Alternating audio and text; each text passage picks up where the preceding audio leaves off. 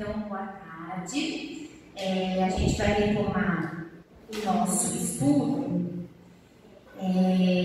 Para quem não estava aqui na parte da manhã, são poucas pessoas, né, que não estavam, mas no período anterior nós discutimos um pouco mais o que seria uma tentativa de atualização da economia política da pena para a realidade atual.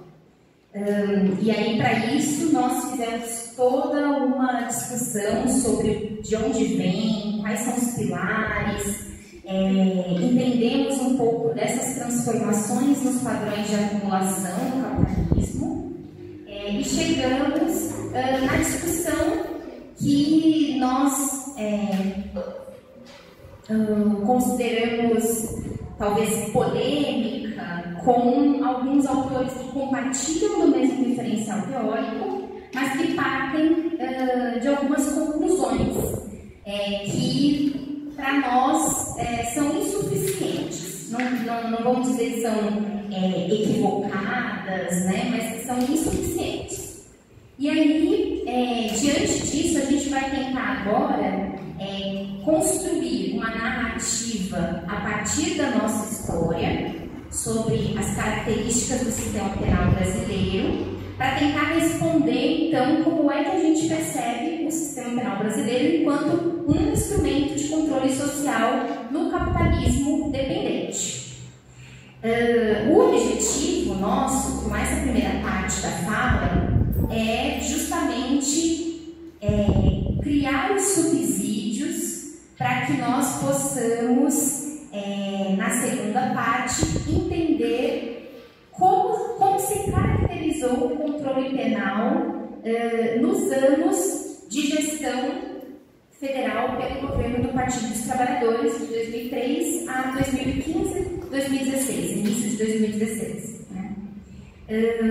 Então, para começar, eu coloquei aqui um primeiro slide com uma pergunta que já mobilizou muitos pesquisadores por bastante tempo, e a gente poderia até, talvez, também encurtar um pouco mais ainda a pergunta, que é se é possível falar em uma tecnologia latino-americana. E a gente pode até pensar, da mesma forma, se é possível falar em uma tecnologia brasileira. Esse é um debate que permeou muito nos anos 80, 90, os criminólogos críticos latino-americanos. Então, e esse debate rendeu muito nesses anos 80, 90, inclusive porque a criminologia crítica se constitui enquanto escola por volta dos anos 70, 80. Ainda que tudo que a gente estudou na primeira parte, né, do nosso encontro nos mostrasse germes, né, do que seria um pensamento crítico, né, criminológico. Mas enquanto movimento, eu acho que a gente pode até usar esse nome mesmo, enquanto um movimento, uma aglutinação de pesquisadores que se reuniam, que debatiam, isso se apresenta como movimento, como escola, a partir dos anos 80. E na América Latina, nós tivemos muitos congressos reunindo. Tem um livro que tem na nossa biblioteca, felizmente várias unidades, inclusive, da Rosa Delolmo, que é uma criminóloga venezuelana muito importante. E esse livro dela é justamente um mapeamento de todos esses congressos dos anos 80 e 90, tentando responder essas perguntas.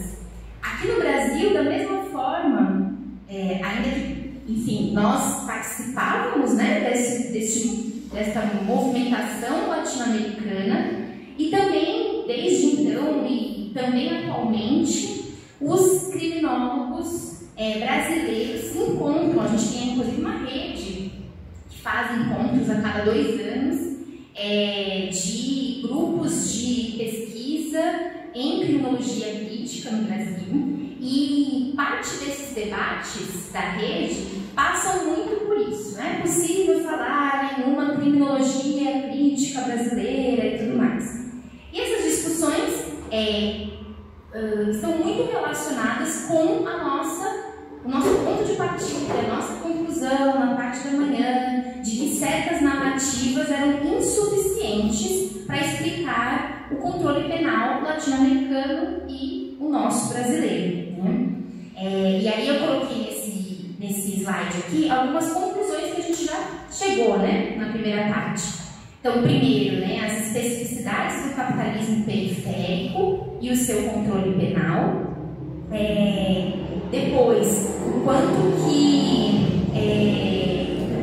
foi universalizado, né, como uma leitura das transformações das políticas de welfare em políticas de workfare, né, um pouco daquilo que a gente falou do welfarismo criminal, não correspondem exatamente ao processo histórico latino-americano.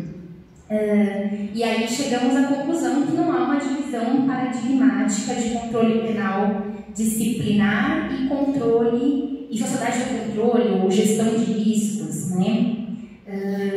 Ainda que citamos, e muito, eu acho que os próximos momentos aqui, quando falarmos da atualidade, vão mostrar isso.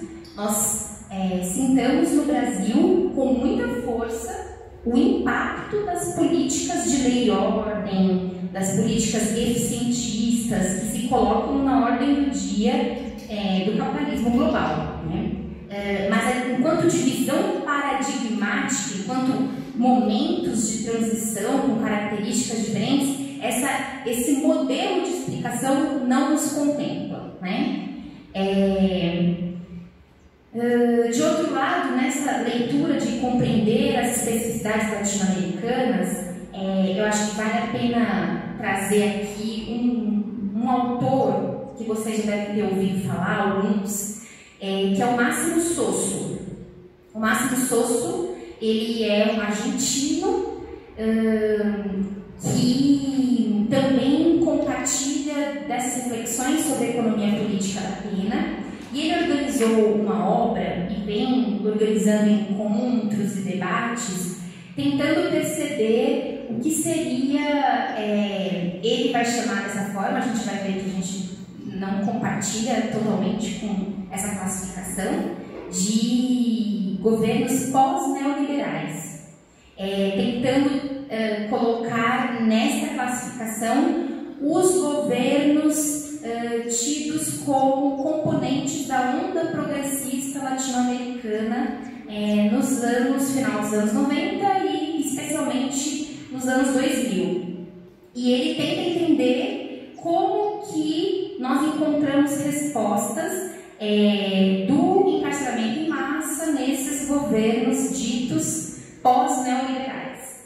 Então ele também está tentando responder o que a gente busca analisar aqui em termos de Brasil, só que olhando para a América Latina e com pontos de partida e inclusive conclusões um pouco diferentes. Enfim, estamos aí muitas pessoas tentando compreender o fenômeno, né? Mas isso é uma atualização dessa busca por uma criminologia latino-americana que vem de uma geração anterior, né?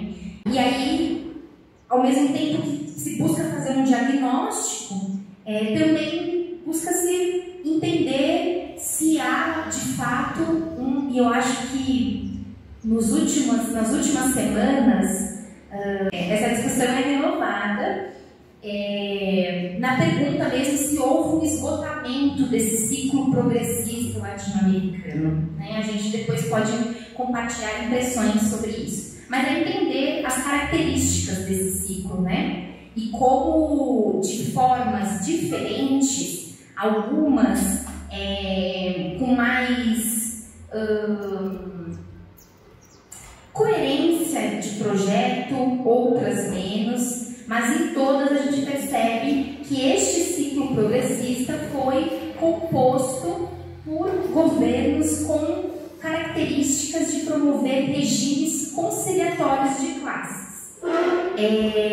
E todos em algum grau, pautados num processo de reprimarização da economia. A gente vai discutir um pouco isso falando mais de Brasil, né? Então, eu coloco isso tudo para a gente perceber como aquela nossa reflexão sobre essas transformações de modelos internacionais, ela também ganha uma dimensão regional e, no nosso caso, a gente vai se deter mais no debate nacional. Bom, então, feita essa introdução e percebendo essa contextualização regional, a gente vai falar agora um pouco da nossa história. A ideia é que a gente tente construir, eu vou tentar fazer isso da maneira mais didática que eu consigo, né? Não sei se é a melhor possível, mas um pouco que foi o que eu fiz, o desenho que eu fiz na tese. De tentando mostrar grandes marcos, não é o objetivo contar a história do Brasil aqui, nem tenho competência, nem condições de fazer isso, nem é o objetivo, mas tentar encontrar grandes marcos da nossa história, desde aquele ponto de partida que nós compartilhamos logo no início do mini curso de manhã, que era tentar perceber como fio condutor a manutenção de um sentido colonial brasileiro. E aí nós vamos ver alguns grandes marcos e sempre em paralelo alguns grandes marcos de transformações do sistema penal brasileiro nesse período. Para isso, eu parto de uma afirmação, que é uma importante afirmação que vem sendo feita por muitos criminólogos críticos brasileiros e que eu aqui faço coro a essa preocupação epistemológica mesmo de parte dos criminólogos críticos brasileiros, que entendem que a leitura da criminologia crítica no Brasil ela foi muito classista e muito branca, tanto pelos seus interlocutores como pelas suas formulações. E o que vem se mostrando é uma necessidade urgente de, para entender o sistema penal brasileiro, ontem e hoje, é preciso se atribuir uma centralidade na análise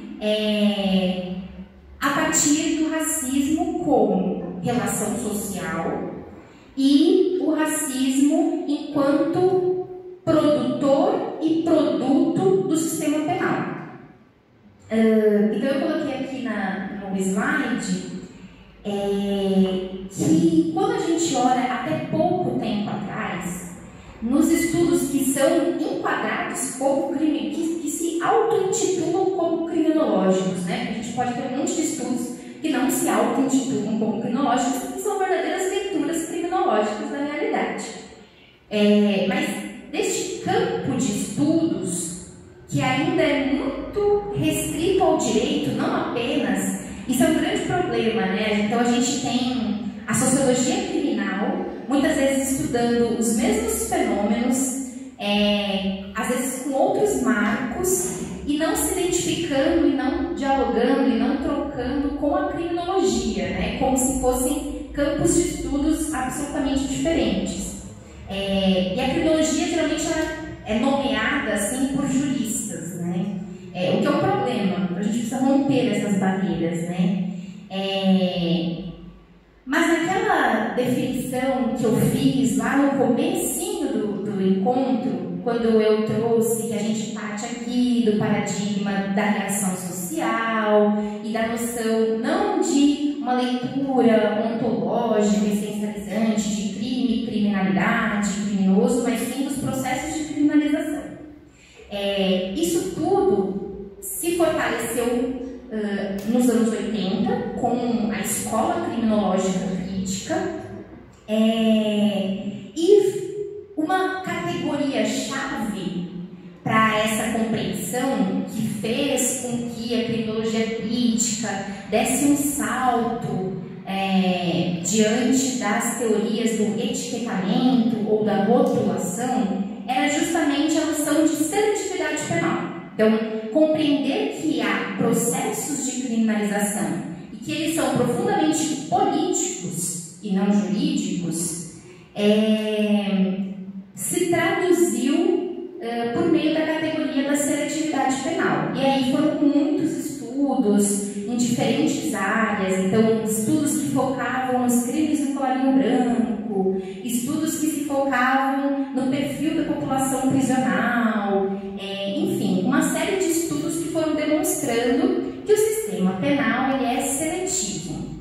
E é seletivo em diferentes camadas, desde o momento da criminalização primária, quando se escolhe o que é considerado crime e o que não é considerado crime, até os processos de criminalização secundária, que são feitos por muitas instituições de controle, da polícia, passando pelo judiciário e assim por diante. Nesses processos de criminalização primária e secundária, vai se percebendo uma forte seleção penal. E nos estudos da criminologia crítica, quase sempre quando se falava em seletividade penal, se colocava o negro como um personagem. Então, o sistema penal é racista porque tem mais pessoas, proporcionalmente falando, negras presas do que a proporção nacional. E isso era uma demonstração de que o sistema penal era racista. Então, quase sempre se colocava a questão da raça como um adjetivo, uma qualidade, e não como um fundamento. E aí, nos últimos tempos, com mais força, de maneira inclusive mais organizada, mais sistematizada, muitos sociólogos, juristas que compartilham dessas reflexões começaram a apontar o racismo epistêmico do pensamento criminológico crítico brasileiro e que era necessário fazer um giro. E aí é por isso que a gente aqui vai fazer toda essa construção histórica para tentar demonstrar o porquê. E aí a gente compartilha da leitura de uma autora que talvez tenha sido das primeiras dessa geração mais nova que fincou o pé com relação a esse limite do pensamento criminológico crítico brasileiro, que é a Ana Flausina. A Ana Flausina, na sua dissertação de mestrado, ela trouxe a característica do sistema penal brasileiro como um sistema penal de extermínio. E ela foi uma das que primeiro sistematizou como é que a gente demonstra que ele, nas suas raízes fundantes, que vão se ressignificando com o passar da história, possui um caráter de extermínio. E para a gente entender isso, eu falei agora a categoria, mas é importante reforçar que então a gente parte aqui da noção de racismo como relação social. O que significa, a grosso modo, que nós não estamos aqui tratando meramente do racismo como uma expressão comportamental, simbólica, individual, mas como uma tecnologia de poder que hierarquiza sujeitos para garantir a perpetuação de uma ordem social. Então, a gente parte dessa noção do que é racismo. E a gente vai perceber como o sistema penal vai ter um momento aqui, um dos slides, que eu coloquei uma citação da Michelle Alexander, que agora não vou saber dizer literalmente, depois talvez a gente chegue lá, que ela coloca justamente a de que não é só que o sistema penal reproduz racismo institucional. Todas as estruturas, todas as instituições sociais reproduzem racismo institucional. Só que aí a Michelle Alexander, ela usa um termo, algo parecido, né? Ela diz, é muito mais do que isso, é um verdadeiro monstro. E com isso ela vai tentando mostrar, falando, depois a gente vai falar um pouquinho sobre a Michelle Alexander e as comparações do que ela está percebendo nos Estados Unidos, o que a gente percebe aqui e tal. Mas isso, essa tentativa de enquadrar o sistema penal como um monstro produtor de racismo, significa que é muito mais do que uma reprodução por uma violência institucional. Ele é produtor de racismo e forjado em uma realidade racista, né? Bom, e aí como a gente percebe essas questões? Bom, primeiro a gente vai falar um pouco mais sobre, e aí para algumas pessoas esse debate já é muito familiar, a gente vem fazendo muito essa conversa aqui no nosso curso de Direito, que já está aí, então vou contextualizar aí para quem for assistir. Acho que a gente tem tido essa preocupação, né? A gente tem grupos e espaços nos quais a gente vem fazendo esse debate, que é tentar perceber um pouco da nossa história partindo da caracterização do que foi a escravidão brasileira, entendendo-a como uma relação de produção que só existe, portanto, em uma relação de mutualismo com a necessidade de expansão do capitalismo na sua fase de acumulação primitiva. Isso significa que essa primeira etapa que a gente até estudou, né, abstratamente lá no primeiro encontro, essa etapa do capitalismo mercantilista precisava necessariamente construir relações de produção próprias nas colônias. E para que esse processo pudesse acontecer e que, portanto, nós pudéssemos ter o primeiro modelo de ordem social, patriarcal, vertical, autoritário, pautado em uma exploração desigual, e que fosse universalizável, que se mundializasse, isso só era possível com a criação da categoria raça. E com isso a gente não está dizendo que não existia racismo até então, né? Que não existiam expressões históricas de racismo em toda a história da humanidade, né? A questão aqui é a criação da categoria raça e de um discurso científico que a legitima como elemento necessário para a criação de uma relação de desigualdade entre sujeitos capaz de permitir essa expansão mundializada da ordem do capital. E, portanto, o processo de acumulação primitiva, ele só podia se garantir e permitir essa expansão do modo de produção capitalista se ele fosse pautado na escravidão, especialmente em realidades como a nossa. E isso por muitos elementos, né? O primeiro que eu coloquei aqui é a própria noção de que tanto o tráfico como a escravidão negra eram grandes negócios, em muitos sentidos, né?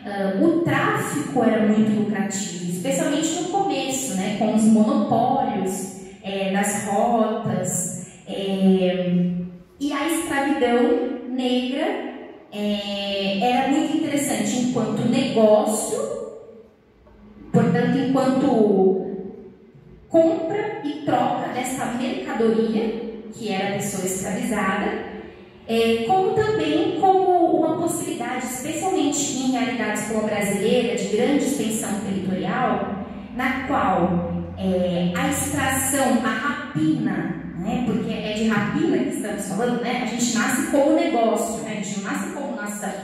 Então, o negócio Brasil, ele só podia ser viável neste modelo da escravidão, né, porque o negócio Brasil tinha suas características próprias. E em extensões territoriais como as nossas, nenhum trabalhador camponês, por exemplo, preferiria vender sua força de trabalho nos mesmos moldes de...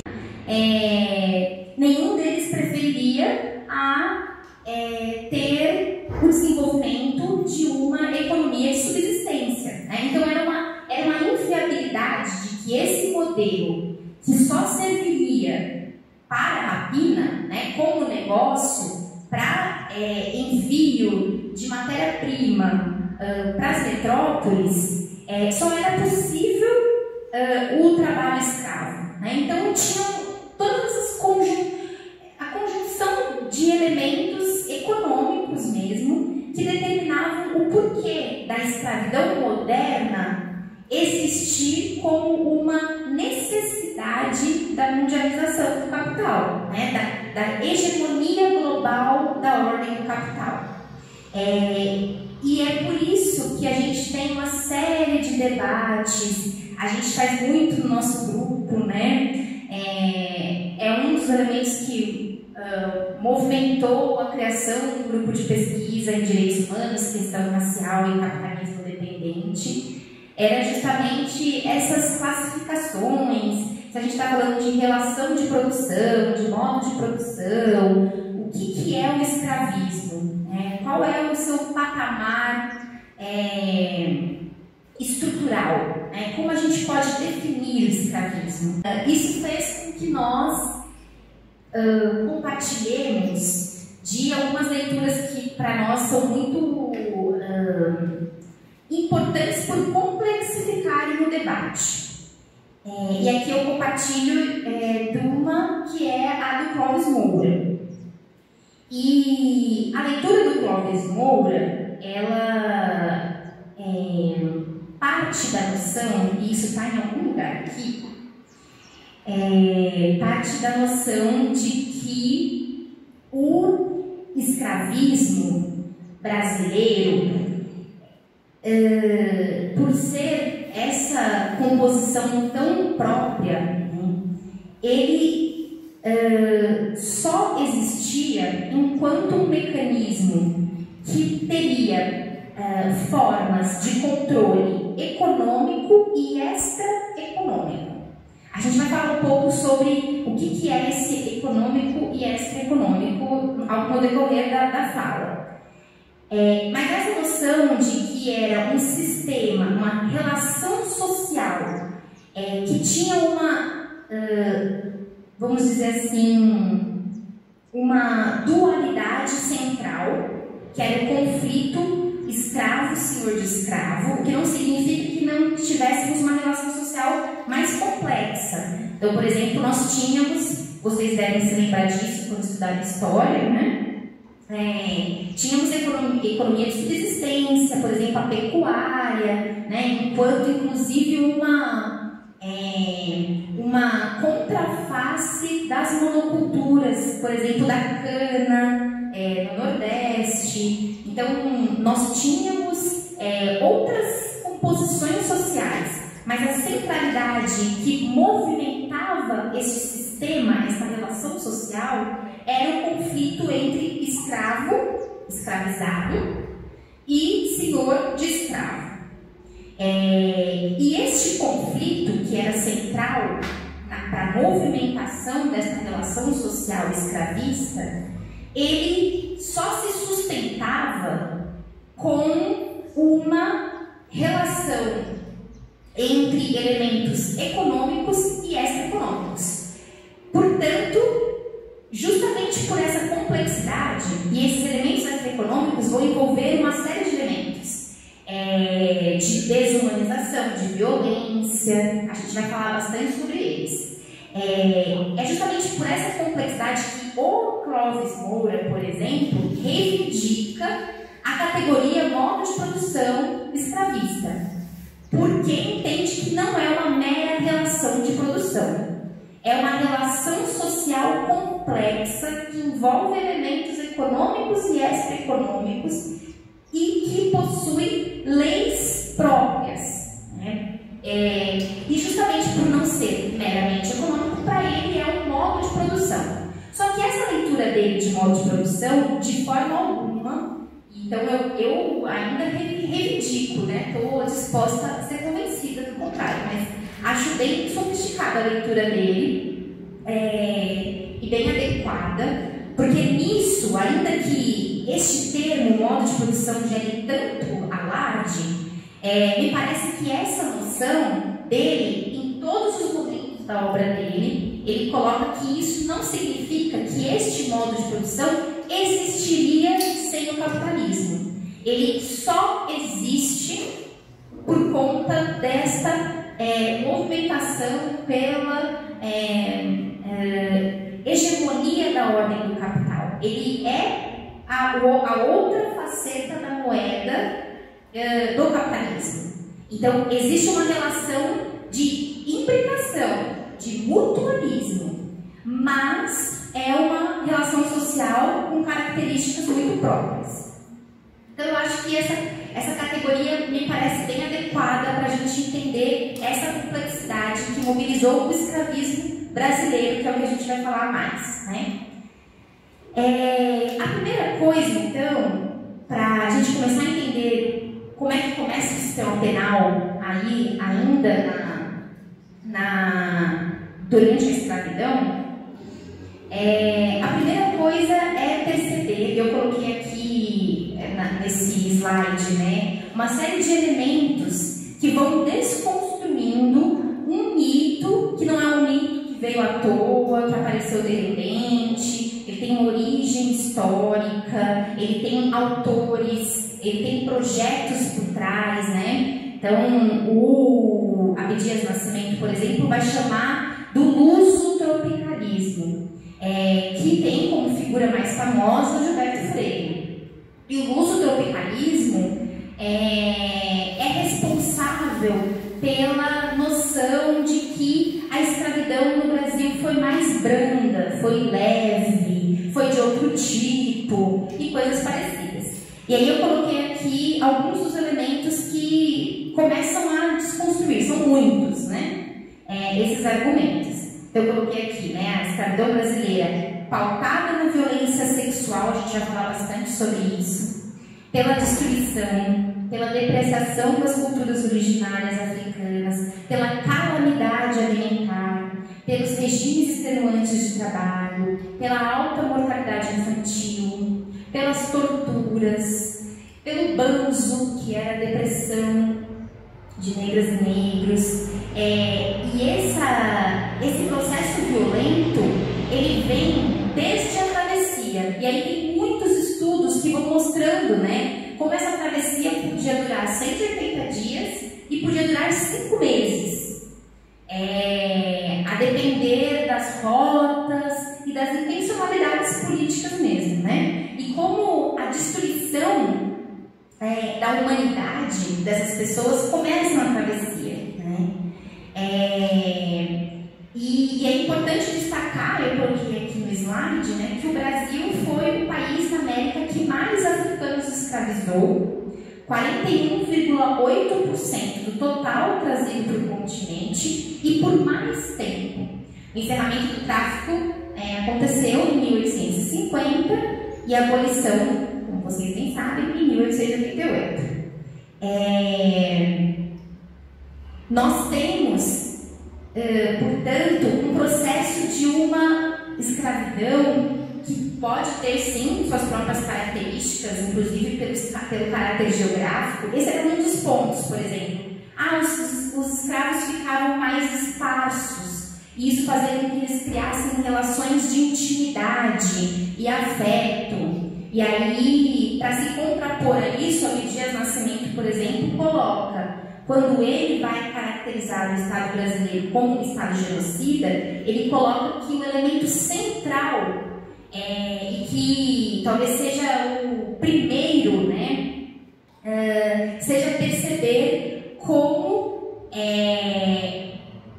talvez a principal marca dessa característica genocida, cruel, violenta, se dá com a violência sexual da mulher negra. E aí muitos autores e autoras, né, já mostraram o quanto que muito longe de um mito de que o fato de aqui ter havido miscigenação, relacionamentos interraciais e outras coisas, isso seria uma marca de respeito, leveza, diferenciação. E aí eles vão demonstrando o quanto que a maior expressão de que não é o estupro da mulher negra enquanto a dimensão máxima do que é o processo de desumanização. Porque mais do que a exploração até as últimas consequências do corpo, né, do trabalhador, essas mulheres exerciam as mesmas funções que os homens e também tinham uma exploração sexual compulsória, né?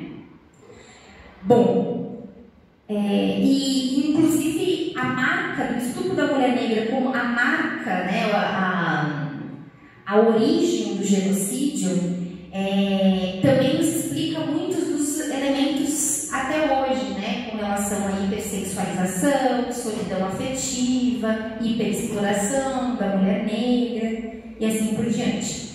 Nesses mitos de leveza, um deles também é que a Igreja Católica cumpriu um papel também com a sua catequização e tudo mais.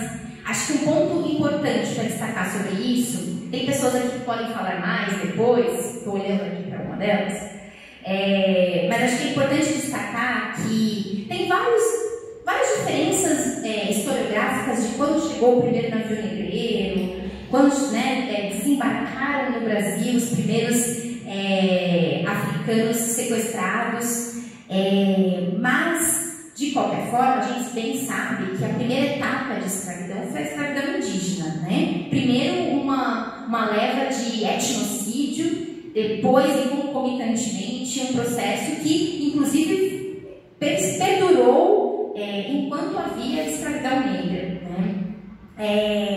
E nessa noção, especialmente olhando para a questão indígena, a gente percebe quanto que nós temos que fazer uma leitura bem crítica do que foi o processo de catequização. E tem várias leituras, eu não sou das mais estudiosas, né, sobre isso, mas que demonstram como na primeira etapa do etnocídio indígena, a Igreja Católica teve um papel muito atuante, né? Então, enfim, para além de, aí recuperando o Henrique Dussel, né, de perceber não só a catequização como um processo de genocídio, né? Então, a violência moral, religiosa, sexual e a guerra, né? Todas elas compõem o processo de etnocídio vivenciado no Brasil, né? E num segundo momento, de fato, a Igreja Católica, uma parcela dela, né, com um ideal de catequização, em alguma medida tutela, protege e, né, em alguma forma teria um papel respeitador às culturas indígenas ou coisa do tipo. Pensando a questão das pessoas escravizadas africanas, a Igreja Católica, longe deste mito de leveza, humanidade e tal, tem um exercício que é combinado com o exercício dos poderes vai ver isso olhando o sistema penal, por exemplo, né, do processo de criminalização das religiões de matriz africana, mas a Igreja Católica exerceu um poder de colonização religiosa, e isso se expressa muito pelo sincretismo religioso. Então, o sincretismo religioso era uma tentativa de cima para baixo, né, da Igreja Católica sobre as culturas e religiões de matriz africana, de tentativa de colonizar seus mitos, suas crenças,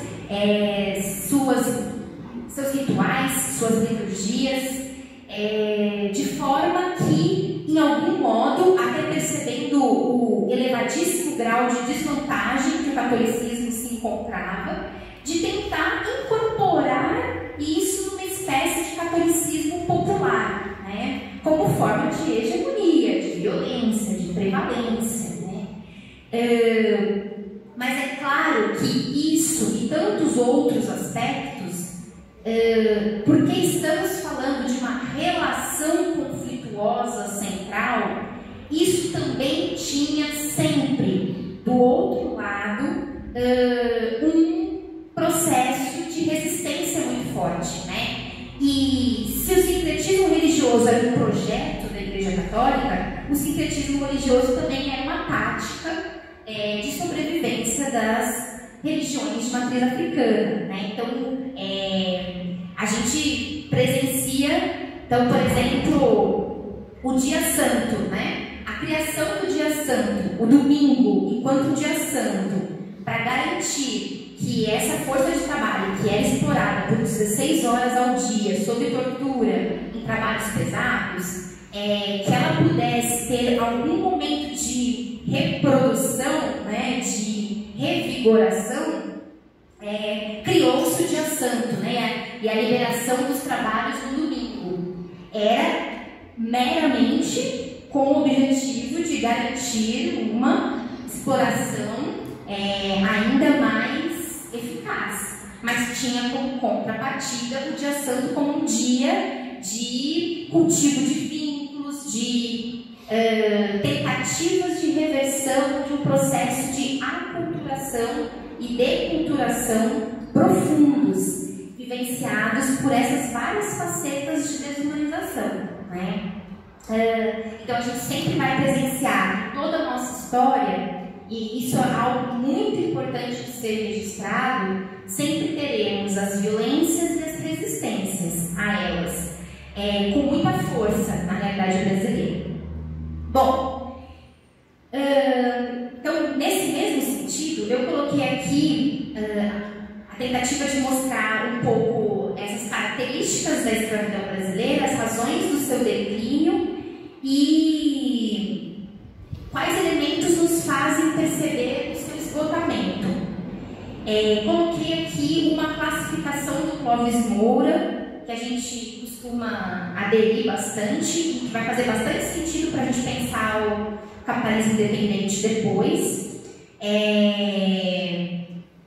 que ele divide entre escravismo pleno e escravismo tardio, e o escravismo pleno até 1850.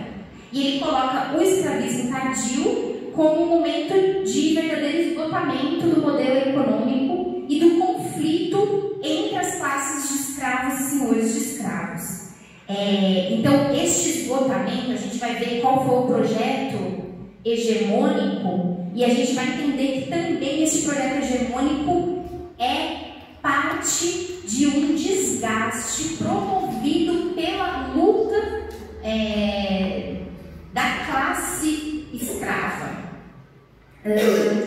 Então, tanto no escravismo pleno e também no tardio, nós temos uma série de elementos, de instrumentos de controle social, e aí a gente pode relembrar aqui uma série de formas de tortura, né, legalizadas inclusive nas ordenações manuelinas, filipinas, né, e também as formas de resistência. Nas formas de resistência eu coloquei aqui uma citação do Clóvis Moura que eu acho bem interessante para demonstrar quais eram elas. A gente sempre associa muito diretamente ao quilombo, né? E o quilombismo como uma forma de resistência, mas eram muitas, né? E aí eu coloquei aqui a citação dele: a desobediência do escravo, a malandragem, o assassínio de senhores e feitores, a fuga individual, a fuga coletiva, a guerrilha nas estradas, o roubo, o quilombo, a insurreição urbana, o aborto provocado pela mãe escrava, o infanticídio do recém-nascido, os métodos anticoncepcionais empíricos e a participação do escravo em movimentos da plebe rebelde. Então, nas duas etapas do escravismo, nós tivemos essa tensão entre instrumentos brutais e desumanizadores de controle social e formas de resistência das mais variadas e fortes, né?